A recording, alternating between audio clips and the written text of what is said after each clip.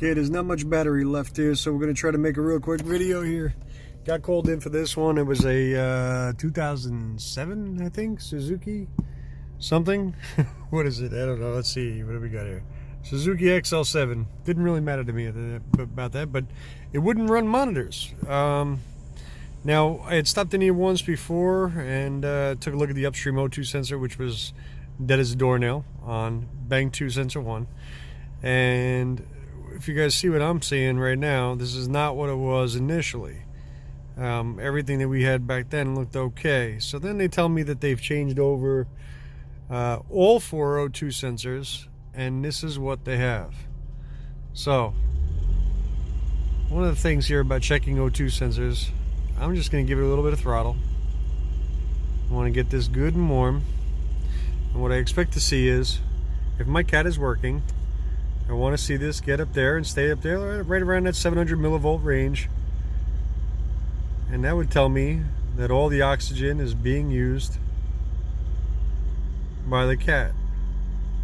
Looks pretty good. The upstream O2 sensors, yes, there's a little bit of a difference in switch rate, but we have active sensors. We would have to agree there. So why would that be a little bit slow? Well, they tell you that they don't use rear fuel trim in these earlier years. I think you're witnessing just the opposite of that. I think you're looking at, they're seeing this thing here very, very lean, and they're keeping this rich slightly longer, trying to get some kind of activity here, trying to save the cat. But is that O2 sensor really dead, or what do we have going on here? So the thing to do is a quick snap throttle, like so. And if you see where we maxed out at, 910 millivolts, actually even higher than what we have on our Bang 2 sensor 2. So we have the ability to enrich in that cat and actually get some kind of action there. But what we have right now is just way too much oxygen there. Well, why? If I go out there right now, I can tell you right now that if you take a look over at our Trained by Text video that Tanner Brandt had made for us, you'll see one in there how we do our testing of an exhaust leak. We're going to do that exact same test on this truck tomorrow morning when I actually have access to when the bays are open. But we're going to do that, and it's windy out here. We're going to do that and retest it again because we want to see that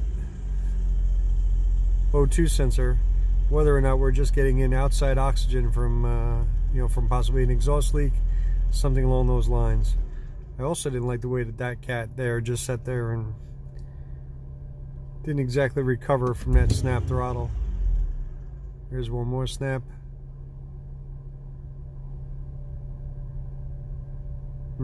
I'll be double checking both sides. But anyway, this is something right here though that would prevent monitors for running from an inspection. So if you have to do drive cycles and you have to do inspections with monitors in your area, these are the kind of things you want to look for. Notice how rich that stayed there. Right, good fuel control. But that is our culprit.